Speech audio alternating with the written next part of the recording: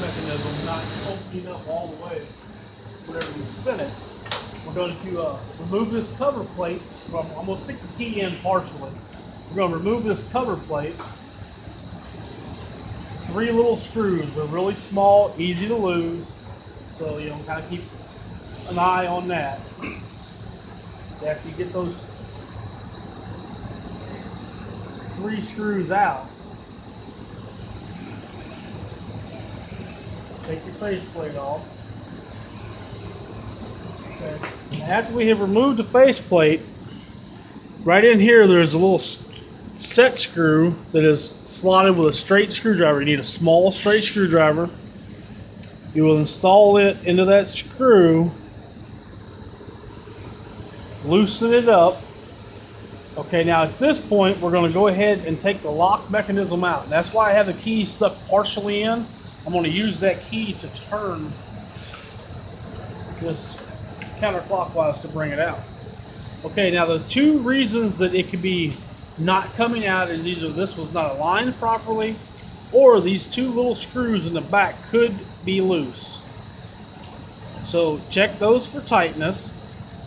After you've ensured that they're tight, go ahead and install this back in.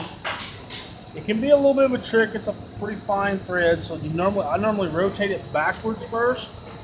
You can kind of feel it go in, and it didn't go in there, so there it went in. So now tighten it up. Okay, it's gonna go snug there at that point. You can sometimes force it on around, but you're normally better off to back it up. Get it straight up and down. Now at this point, I'm going to put my screwdriver back into the set screw. I'm going to kind of wiggle this back and forth just a little bit. There's a groove in there that it will basically align itself to where it needs to be. Okay, and it has went in, so I'm going to tighten that set screw. Check the lock to make sure it functions properly, and it does. So that one's good to go. If the key comes out, everything's right. If it's out of alignment, normally the key will not come out. After you get that done, put your faceplate back on using those 3 little screws.